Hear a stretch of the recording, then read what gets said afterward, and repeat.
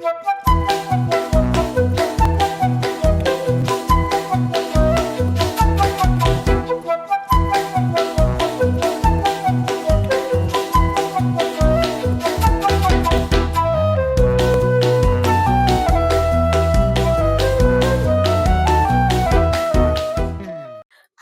ನಮಸ್ಕಾರ. ಬನ್ನಿ ಇವತ್ತು ಆಲ್ ಟೈಮ್ ಫೇವ್ರೆಟ್ ಮಾಡೋಣ.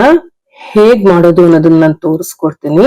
ಇಲ್ಲಿ ಉದ್ದಿನ ಬೇಳೆನ ನಾನು 4 ರಿಂದ 5 ಗಂಟೆ ಕಾಲ ನೆನ್ಸಿಟ್ಕೊಂಡಿದ್ದೀನಿ. ಬಿಸಿನೀರಲ್ಲ, ತಣ್ಣೀರಲ್ಲೇನೆ. ಇದನ್ನ ಒಂದ್ಸತಿ ತೊಳ್ಕೊಂಬೋಣ. ಲಾಸ್ಟ್ ಅಲ್ಲಿ ಈ ತರ 5 ಅವರ್ ನೆಂದ ಆದ್ಮೇಲೆ ಈ ತರ ಮೆತ್ತಗಾಗಿರ್ಬೇಕು. ಇದು ಆಕ್ಚುಲಿ ಏನಂದ್ರೆ ನಿಮ್ಗೆ 1 ಅವರ್ ಬಿಸಿನೀರಲ್ಲಿ ನೆನ್ಸ್ಬಿಟ್ಟು ಮಾಡ್ತಾರೆ. ಆತರ ಎಲ್ಲ ಮಾಡೋದ್ರಕ್ಕಿಂತ ಈ ತರ ಮಾಡಿದ್ರೆ ತುಂಬಾನೇ ಚೆನ್ನಾಗಿ ಸಾಫ್ಟ್ ಆಗಿ ಪರ್ಫೆಕ್ಟ್ ಆಗುತ್ತೆ. ಬೇಕಿದ್ರೆ ಇದಕ್ಕೆ ನೀವು ಒಂದ್ ಸ್ವಲ್ಪ ಅಕ್ಕಿ ಕೂಡ ಸೇರಿಸ್ಬೋದು. ನಾನು ಇಲ್ಲಿ 1.5 ಪಾವ್ ಅಷ್ಟು ಬೇಳೆ ತಗೊಂಡಿದ್ದೀನಿ, ಉದ್ದಿನ ಬೇಳೆ. ಅದಕ್ಕೆ ನೀವು 1/4 ಪಾವ್ ಅಷ್ಟು ಅಕ್ಕಿ ಕೂಡ ತಗೊಂಡು ಬೇಳೆ ಜೊತೆಗೆ ನೆನ್ಸ್ಬೋದು. ಈಗ ನೋಡಿ, ಇದನ್ನ ನಾನು ಒಂದು ಸಣ್ಣ ಜಾರ್ ಅಲ್ಲಿ ಹಾಕೊಂಡು ಮಿಕ್ಸಿಗೆ ಪಲ್ಸ್ ಕಡೆಗೆ ಹಾಕೊಂಡು ತಿರುಗಿಸ್ಕೊಂತೀನಿ. ಫಸ್ಟ್ಗೆ ನೀರ್ ಹಾಕದ್ ಬೇಡ, ಸ್ವಲ್ಪ ನೋಡ್ಕೊಂಡು ನೀರ್ ಹಾಕೋಬೇಕು. ನೋಡಿ, ಈ ತರ ಸ್ವಲ್ಪ ನೋಡ್ಕೊಂಡು ನೀರ್ ಹಾಕ್ಬೇಕು. ಸಾಫ್ಟ್ ಆಗಿ ಹಿಟ್ಟನ್ನ ರುಬ್ಕೋಬೇಕು.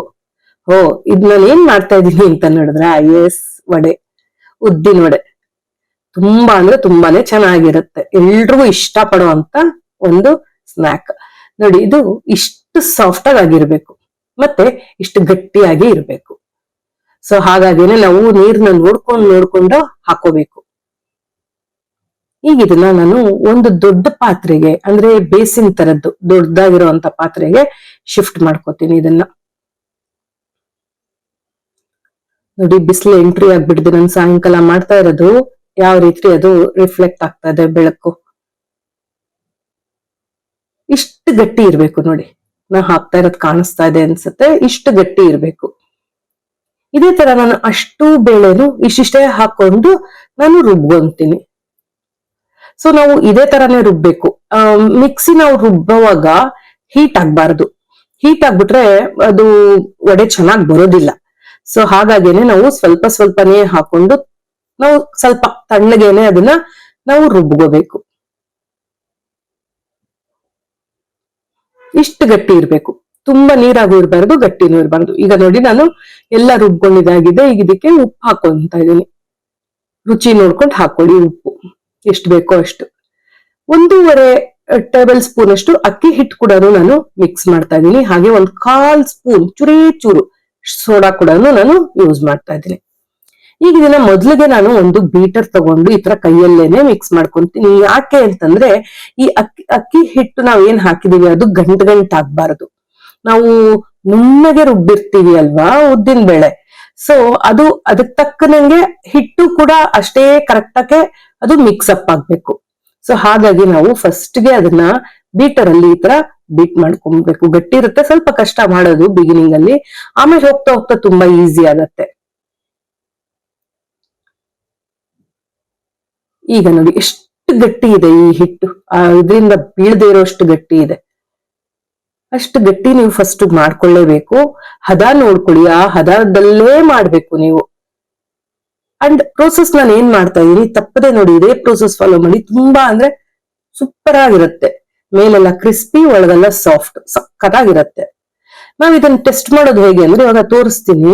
ಒಂದ್ ಸ್ವಲ್ಪ ಹಿಟ್ಟನ್ನ ನಾವು ನೀರ್ಗೆ ಹಾಕೊಳ್ಳೋಣ. ಕುಡಿಯೋ ನೀರ್ ಇಟ್ಕೊಂಡು ಅದಕ್ಕೆ ನೀರ್ಗೆ ಹಾಕೊಳ್ಳಿ. ಹಾಕಿದ ತಕ್ಷಣ ನೋಡಿ ಹೆಂಗ್ ಫುಲ್ ಮುಳುಗ್ಬಿಟ್ಟು ಮೇಲಕ್ ಬಂತು ಅಲ್ವಾ. ಅಂಡ್ ಮೋರೋವರ್ ಮೇಲಕ್ ಬಂದಿರೋದು ಅಷ್ಟೇ, ಪೂರ್ತಿ ಮೇಲಕ್ ಬಂದಿಲ್ಲ. ಅರ್ಧ ನೀರೆಲ್ಲ ಇದೆ, ಅರ್ಧ ಮೇಲ್ ತೇಲ್ತಾ ಇದೆ. ಸೊ ಇದು ಫುಲ್ ಮೇಲ್ಗಡೆ ತೇಲ್ಬೇಕು. ಆ ರೀತಿ ನಾವ್ ಇದನ್ನ ಫ್ಲಫಿ ಆಗಿ ಬರೋ ತರ ನಾವ್ ಇದನ್ನ ಮಾಡ್ಕೋಬೇಕು. ಹೇಗೆ, ಕೈಯಿಂದ ಚೆನ್ನಾಗಿ ಈ ತರ ಬೀಟ್ ಮಾಡ್ಕೋಬೇಕು. ಬೀಟರ್ ಅಲ್ಲಿ ಮಾಡ್ಬೇಡಿ, ಕೈಯಿಂದಾನೇ ಮಾಡ್ಬೇಕು. ಅದು ಹೇಗೆ ಅಂದ್ರೆ, ನಾವು ಈ ತರ ಬೀಟ್ ಮಾಡ್ತಾ ಇದ್ದಾಗ ನಮ್ ಬೆರಳುಗಳು ಕೂಡ ಒಳಗಡೆಗೆ ನೀಟಾಗಿ ಈ ತರ ಕಲ್ಸೋ ತರ ಆಡ್ತಾ ಇರ್ಬೇಕು. ನೋಡಿ, ಈ ತರ ಮಾಡ್ತಾ ನೀವು ಅದನ್ನ ಬೀಟ್ ಮಾಡ್ಬೇಕು. ಬೆಟರ್ ಏನ್ ಗೊತ್ತಾ, ಮನೆಯಿಂದ ಯಾವ್ದಾದ್ರು ಗಂಡಸರಿದ್ರೆ ಅವ್ರ ಕೈ ಕೊಟ್ಬಿಡಿ, ಅವ್ರು ಫಸ್ಟ್ ಕ್ಲಾಸ್ ಆಗಿ ಬೀಟ್ ಮಾಡ್ಕೊಡ್ತಾರೆ. ಯಾಕೆಂದ್ರೆ ಇದು ಒಂದು ಟೈಮರ್ ಫಿಕ್ಸ್ ಮಾಡ್ಕೊಂಡ್ಬಿಡಿ. ಇದೇನಿಲ್ಲ ಅಂದ್ರೆ ಒಂದು 5 ರಿಂದ 7 ನಿಮಿಷ ನಾವು ಈ ತರ ಮಾಡ್ಬೇಕು. ನೀವು ಇದು ಎಷ್ಟೊತ್ತು ಪ್ರೋಸೆಸ್ ಮಾಡ್ತೀರಾ ಅಷ್ಟು ಚೆನ್ನಾಗಿ ಬರುತ್ತೆ ಹಿಟ್ಟು. ಮಧ್ಯದಲ್ಲಿ ಅದನ್ನ ನಾವು ಟೆಸ್ಟ್ ಮಾಡ್ಕೋಬೇಕು, ನೀರೊಳಗೆ ಹಾಕಿ ಸ್ವಲ್ಪ ಆಗಿದ್ಯಾ ಅಂತ ನೋಡ್ಕೊಂಡ್ ಮಾಡ್ಬೇಕು. ಪೂರ್ತಿ ತೇಲ್ಬೇಕು. ನಾವು ಮಾಡೋ ಹಿಟ್ಟು ಅದಕ್ಕೆ ತೇಲ್ಕೊಂಡ್ ಬರೋ ತರ ಬರ್ಬೇಕು. ಈ ತರ ಬಳ್ಕೊಳ್ಳಿ, ಮತ್ತೆ ಹಾಕಿ, ಮತ್ತೆ ಅದನ್ನ ಬೀಟ್ ಮಾಡ್ತಾ ಬನ್ನಿ. ನಿಮ್ ಕೈಲಾಗ್ಲಿಲ್ಲ ಅಂದ್ರೆ ಬೇರೆಯವ್ರಿಗೆ ಯಾರಿಗಾದ್ರೂ ಕೊಟ್ಬಿಟ್ಟು ಮಾಡಿಸಿ. ಬಟ್ ಬೀಟ್ ಮಾಡೋದ್ ಮಾತ್ರ ಕಂಪಲ್ಸರಿ ಮಾಡ್ಲೇಬೇಕು. ಈಗ ನೋಡಿ, ನೀರಲ್ಲಿ ಹಾಕ್ಬಿಟ್ಟು ನಾವು ನೋಡೋಣ ಹೇಗಾಗಿದೆ ಅಂತ. ನಾನು ಇದನ್ನ ಆಮೇಲೆ ಒಂದು ಪಾತ್ರೆಗೆ ಟ್ರಾನ್ಸ್ಫರ್ ಮಾಡ್ಕೊಂಡ್ಬಿಡ್ತೀನಿ. ನೋಡಿ, ಇನ್ನೂ ಅವಾಗ ಹೋದಷ್ಟು ಹೋಗ್ತಿಲ್ಲ, ಬಟ್ ಇನ್ನು ಹೋಗ್ತದೆ. ಇನ್ನು ತುಂಬಾ ಹೊತ್ತು ಬೀಟ್ ಮಾಡ್ಬೇಕು. ಸೊ ನಾನು ಬೀಟ್ ಮಾಡಿ ತರ್ತೀನಿ ಇದನ್ನ. ನಾವು ಉದ್ದಿನ ಬೇಳೆ, ನಿಮಗೆ ಗೊತ್ತಿರೋ ಹಾಗೆ ಉದ್ದು ಹುದುಗ್ ಬರುವಂತದ್ದು ಐಟಮ್. ಸೊ ಇದು ಎಷ್ಟು ನೀವ್ ಈ ತರ ಮಾಡ್ತೀರಾ, ನೆಂದಿರೋದು ಎಷ್ಟೊತ್ತು ಚೆನ್ನಾಗಿ ನೆಂದಿರುತ್ತೆ ಅದ್ರ ಮೇಲೆ ಡಿಪೆಂಡ್ ಆಗುತ್ತೆ ನೀವು ಮಾಡುವಂತ ಅಡಿಗೆಗಳು. ಸೊ ಈಗ ನೋಡಿ, ನಾನೊಂದು ಸಣ್ಣ ಪಾತ್ರೆಗೆ ಇದನ್ನ, ಸಣ್ಣದಂತಲ್ಲ, ಆ ಪಾತ್ರೆಯಿಂದ ಈ ಪಾತ್ರೆಗೆ ಶಿಫ್ಟ್ ಮಾಡ್ಕೊಂಡ್ಬಿಟ್ಟೆ. ಇದಕ್ಕೆ ಮಿಕ್ಕಿದ ಏನೇನ್ ಇಂಗ್ರೀಡಿಯೆಂಟ್ ಹಾಕ್ಬೇಕು ಅನ್ನೋದನ್ನ ನಾನು ಹೇಳ್ತೀನಿ. ಮೊದ್ಲಿಗೆ ಕಾಯಿ ಚೂರು, ಅಂದ್ರೆ ನಾನು ಒಂದು ಅರ್ಧ ಕಪ್ ಅಷ್ಟು ಕಾಯಿನ ಸಣ್ಣ ಸಣ್ಣದಾಗೆ ಚೂರುಗಳ ತರ ಮಾಡ್ಕೊಂಡು ಇಟ್ಕೊಂಡಿದೀನಿ. ಹಾಗೆ ಕರಿಬೇವು ಸೊಪ್ಪು ಹಾಕೊಳ್ಳಿ, ಕೈ ತುಂಬಾ ಚೆನ್ನಾಗಿರುತ್ತೆ ಟೇಸ್ಟ್. ಯಾವತ್ತು ಉದ್ದಿನ ವಡೆ ನಮ್ಗೆ ಏನು ಈರುಳ್ಳಿ ಇಲ್ದಿರ ಮಾಡಿದ್ರೇನೆ ತುಂಬಾ ಚೆನ್ನಾಗಿರುತ್ತೆ. ನೋಡಿ, ನಾನು ಇವಾಗ ಶುಂಠಿ ಕೂಡ ಹಾಕೊಂಡಿದೀನಿ. ಚೆನ್ನಾಗಿ ಹಾಕೊಳ್ಳಿ. ಶುಂಠಿ, ಕರಿಬೇವು, ಜೀರಿಗೆ, ಮೆಣಸು ಇದೆಲ್ಲ ತುಂಬಾ ಹಾಕಿರ್ಬೇಕು. ಹಸಿಮೆಣಸಿನ್ಕಾಯಿ ಕೂಡ ಹಾಕೋತಾ ಇದ್ದೀನಿ. ಹಸಿಮೆಣಸಿನ್ಕಾಯಿ ಅಷ್ಟೇ ನಿಮ್ ಖಾರಕ್ಕೆ ಎಷ್ಟು ಬೇಕೋ ಅಷ್ಟು ಹಾಕೋಬಹುದು. ಹಾಗೆ ಕೈ ತುಂಬಾ ಕೊತ್ತಂಬರಿ ಸೊಪ್ಪು ಅದು ಕೂಡ ಹಾಕೊಂಡ್ಬಿಟ್ಟು ಇದಕ್ಕೆ ಚೆನ್ನಾಗಿ ನಾವು ಫಸ್ಟ್ ಮಿಕ್ಸ್ ಮಾಡ್ಕೊಂಬೇಡ. ನಾನಿವತ್ತು ವಿತ್ ಆನಿಯನ್, ವಿತೌಟ್ ಆನಿಯನ್ ಎರಡೂ ಕೂಡ ಮಾಡ್ತಾ ಇದ್ದೀನಿ. ಯೂಶಲಿ ನಮ್ಗೆ ಹೋಟೆಲ್ ಅಲ್ಲಿ ಸಿಗುತ್ತಲ್ಲ, ಅಂದ್ರೆ ಇಡ್ಲಿ ಜೊತೆ ತಗೋತೀವಲ್ಲ, ಅದು ವಿತೌಟ್ ಆನಿಯನ್ ಇರುತ್ತೆ. ಸೊ ಎಷ್ಟು ಚೆನ್ನಾಗಿ ಅನ್ಸುತ್ತೆ ಅಲ್ಲ. ಅದು ವಿತೌಟ್ ಆನಿಯನ್ ಆಕ್ಚುಲಿ ಚೆನ್ನಾಗಿರೋದು. ಬಟ್ ನಾವು ಬೋಂಡದ ಅಂಗಡಿಲಿ ತಿಂತೀವಲ್ಲ, ಅಲ್ಲಿ ವಿತ್ ಆನಿಯನ್ ಮಾಡಿರ್ತಾರೆ, ಅದು ಕೂಡ ತುಂಬಾನೇ ಚೆನ್ನಾಗಿರುತ್ತೆ. ಈ ತರ ಜೀರಿಗೆ ಹಾಕೊಳ್ಳಿ, 1-2 ಸ್ಪೂನ್ ಅಷ್ಟು ಜೀರಿಗೆ ಹಾಕೊಂಡು, ಹಾಗೆ ಒಂದ್ ಸ್ವಲ್ಪ ಮೆಣಸು ಕೂಡ ಹಾಕೊಳ್ಳಿ. ನೋಡಿ, ಈ ತರ ಒಂದ್ ಹಿಡಿಯಷ್ಟು ಮೆಣಸು ಕೂಡ ಹಾಕೊಳ್ಳಿ. ಇದೇ ಹೀಗೆ ಹಾಕ್ಬಿಟ್ರೆ ಅದನ್ನ ಬಾಯಿಗೆ ಸಿಗ್ದಾಗ ಖಾರ ಅಂತಾರೆ, ತಿನ್ನಲ್ಲ, ಬಿಸಾಕ್ತಾರೆ. ಸೊ ಅದಕ್ಕೆ ಈ ತರ ಕುಟ್ಬಿಡಿ. ಕುಟ್ಟಬಿಟ್ಟು ಹಾಕೊಳ್ಳಿ, ಚೆನ್ನಾಗಿರುತ್ತೆ. ಕುಟ್ಟದೆ ಅಂತಂದ್ಬಿಟ್ಟು ಹೇಗಿದ್ರು ನನ್ನ ಹತ್ರ ಪುಡಿ ಇದೆ, ಹಾಕ್ಬಿಡ್ತೀನಿ, ಪೆಪ್ಪರ್ ಪೌಡರ್ ಇದೆ ಅಂತ ಹಾಕ್ಬಾರ್ದು. ಇದು ಮೆಣಸು ಕುಟ್ಟಿನೇ ಹಾಕ್ಬೇಕು, ಕುಟ್ಬಿಟ್ಟೆ ಹಾಕೊಳ್ಳಿ. ಯಾಕೆಂದ್ರೆ ಇಡೀ ಹಾಕಿದ್ರೆ ಬಾಯಿಗೆ ಸಿಗುತ್ತೆ ಅಂತ ಬಿಸಾಕೋರೆ ಜಾಸ್ತಿ ಜನ ಇರ್ತಾರೆ, ತಿನ್ನಲ್ಲ, ಇಷ್ಟ ಪಡೋದಿಲ್ಲ. ಸೊ ಈ ತರ ಕುಟ್ಬಿಟ್ಟು ಹಾಕ್ಬಿಟ್ರೆ ಅದು ಬಾಯಿಗೆ ಖಾರ ಕೂಡ ಹತ್ತಲ್ಲ. ನೋಡಿ, ಈ ತರ ಅವಳ್ಚೋಳಾಗಿರ್ಬೇಕು, ತುಂಬಾ ನುಣ್ಣಗೆ ಆಗ್ಬಾರ್ದು. ಈಗ ಇದನ್ನ ಒಂದು ಕ್ಲೀನ್ ಆಗಿ ಮಿಕ್ಸಪ್ ಕೊಟ್ಕೊಂಬೋಣ ಇದನ್ನ. ಈಗ ನೋಡಿ, ಹಿಟ್ಟು ಎಷ್ಟು ಸಾಫ್ಟ್ ಇದೆ ಅನ್ನೋದು ನಿಮ್ಗೆ ಗೊತ್ತಾಗ್ತಾ ಇದೆ. ಅವಾಗೆ ನಾವು ಹಿಟ್ಟು ಹಾಕಿದ ತಕ್ಷಣ ಕೈಯಲ್ಲಿ ತಿರುಗಿಸಕ್ ಆಗದಿರೋಷ್ಟು ಗಟ್ಟಿ ಇತ್ತು. ಈಗ ನೋಡಿ ಎಷ್ಟು ಸಾಫ್ಟ್ ಆಗಿದೆ ಆ ಹಿಟ್ಟು. ಅಷ್ಟೊತ್ತು ನಾನು ಬೀಟ್ ಮಾಡಿದೀನಿ ಅದನ್ನ. ಸೊ ನೀವ್ ಎಷ್ಟು ಬೀಟ್ ಮಾಡ್ಕೊಂಡ್ರೆ ಅಷ್ಟು ಚೆನ್ನಾಗಿರತ್ತೆ. ಈ ತರ ಚೆನ್ನಾಗಿ ಬೀಟ್ ಮಾಡ್ಕೊಂಡ್ಬಿಟ್ಟು ನಾನೀಗ ಏನ್ ಮಾಡ್ತೀನಿ, ಈರುಳ್ಳಿಗೆ ಸ್ವಲ್ಪ ಹೆಚ್ಚಿಟ್ಕೊಂಡಿದೀನಿ, ಅದಕ್ಕೆ ಒಂದ್ ಅರ್ಧ ಹಿಟ್ಟನ್ನ ಹಾಕೊಂಡ್ಬಿಡ್ತಾ ಇದೀನಿ. ಇವಾಗ ಈರುಳ್ಳಿ ಕೂಡ ಸಪ್ರೇಟ್ ಆಗಿ ಸ್ವಲ್ಪ ಮಿಕ್ಸ್ ಮಾಡಿ ಇಟ್ಕೊಂಡಿದೀನಿ. ಈಗ ಬೇಕಾದ್ರೆ ನೀವು ಟೇಸ್ಟ್ ನೋಡ್ಬೋದು, ಒಂಚೂರು ಬಾಯಿಗೆ ಹಾಕೊಂಡ್ ನೋಡಿ. ಉಪ್ಪಿಲ್ಲ ಅಂದ್ರೆ ಉಪ್ಪು ಎಕ್ಸ್ಟ್ರಾ ಹಾಕೊಳ್ಳಿ, ಉಪ್ಪು ಜಾಸ್ತಿ ಹಾಕ್ಬೇಡಿ. ಎಣ್ಣೆ ಕಾದಿದ್ಯಾ ಅಂತ ನೋಡೋದಿಕ್ಕೆ ಈ ತರ ನಾವು ಒಂಚೂರು ಹಾಕ್ಬಿಟ್ಟು ನೋಡ್ಬೇಕಾಗತ್ತೆ. ಮೀಡಿಯಂ ಉರಿನಲ್ಲೇ ಮಾಡ್ಬೇಕು ಇದನ್ನ, ತುಂಬಾ ದೊಡ್ಡ ಉರಿ ಇಟ್ಕೊಂಡು ಮಾಡಬಾರ್ದು. ದೊಡ್ಡ ಉರಿ ಇಟ್ಕೊಂಡ್ರೆ ಮೇಲ್ಗಡೆ ಕಲರ್ ಬರುತ್ತೆ, ಬಟ್ ಒಳಗಡೆ ಬೆಂದಿರೋದಿಲ್ಲ. ಸೊ ಹಾಗಾಗಿ ಮೀಡಿಯಂ ಉರಿ ಇಟ್ಕೊಂಡು ಮಾಡಿ, ಒಳಗಡೆನೂ ಬೇಯಬೇಕು.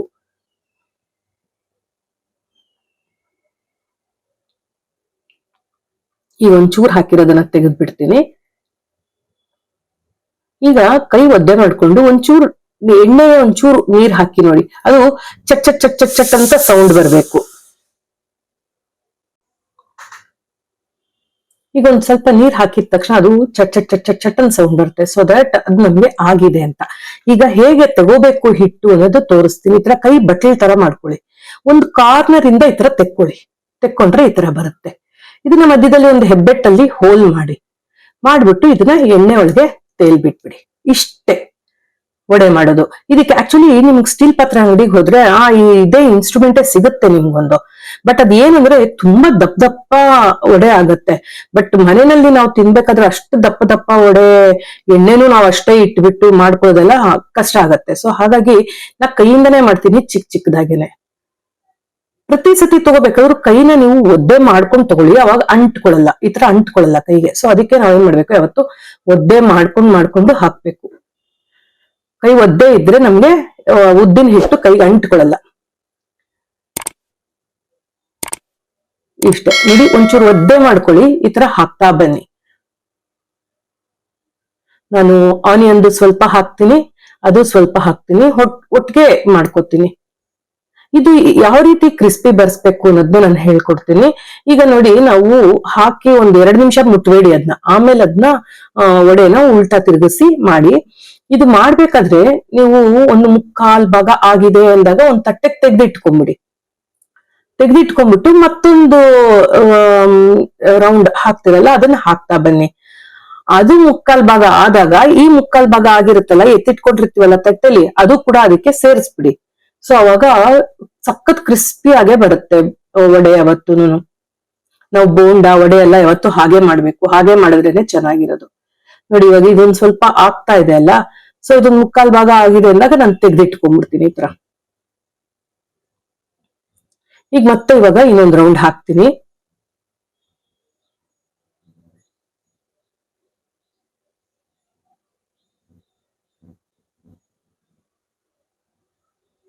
ಕೈ ಗಂಟದಿದೆ ಅಂದ್ರೆ ಒದ್ದೆ ಮಾಡ್ಕೊಳ್ಳಿ, ಕೈ ಒದ್ದೆ ಮಾಡ್ಕೊಂಡು ಹಾಕೊಳ್ಳಿ.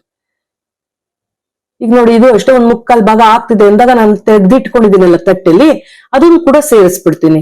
ಸೊ ನಾವು ನೋಡ್ಕೊಂಡು ಚೆನ್ನಾಗ್ ಆಗ್ತಾ ಇದೆ ಅಂದಿದ್ದನ್ನ ತಟ್ಟೆಗೆ ತೆಕ್ಕೊಂಡ್ಬಿಡ್ಬೇಕು. So this is the process. ಈ ತರ ಮಾಡ್ಕೊಂಡು ಹೋಗ್ಬೇಕು. ವಡೆ ಮಾತ್ರ ಸೂಪರ್ ಆಗಿ ಬರುತ್ತೆ. ಒಳಗಡೆ ಎಲ್ಲ ಕ್ರಿಸ್ಪಿ, ಮೆತ್ತಗಿರುತ್ತೆ, ಮೇಲ್ಗಡೆಗೆಲ್ಲ ಕ್ರಿಸ್ಪಿ ಆಗಿರತ್ತೆ. ಬಿಸಿ ಬಿಸಿ ವಡೆನ ಒಂದ್ ಸಾಂಬಾರು ಚಟ್ನಿ ಜೊತೆ ತಿನ್ನೋದಕ್ಕೆ ಸೂಪರ್ ಆಗಿರುತ್ತೆ ಸಾಯಂಕಾಲದ ಹೊತ್ತು.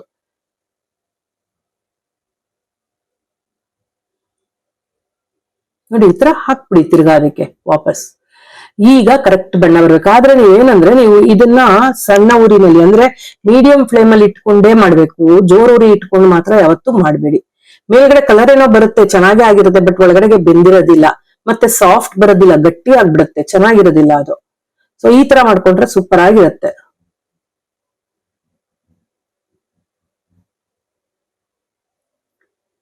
ಇಷ್ಟೇ, ಸಿಂಪಲ್ ಅಲ್ವಾ ಮಾಡೋದು. ಒಂದೇ ಥಿಂಗ್ ಅಂದ್ರೆ ಇದಕ್ಕೆ ನಾವು ಏನದು ಬೀಟ್ ಮಾಡ್ತೀವಿ ಒಂದ್ 5-10 ನಿಮಿಷ, ಅದೊಂದೇ ಪ್ರೊಸೆಸ್. ಇನ್ ಮಿಕ್ಕಿದೆಲ್ಲ ಏನು ಆರಾಮಾಗಿ ಮಾಡ್ಕೊಂಡು ಹೋಗ್ಬಿಡ್ಬೋದು, ಏನ್ ತುಂಬಾ ಕಷ್ಟ ಅನ್ಸಲ್ಲ.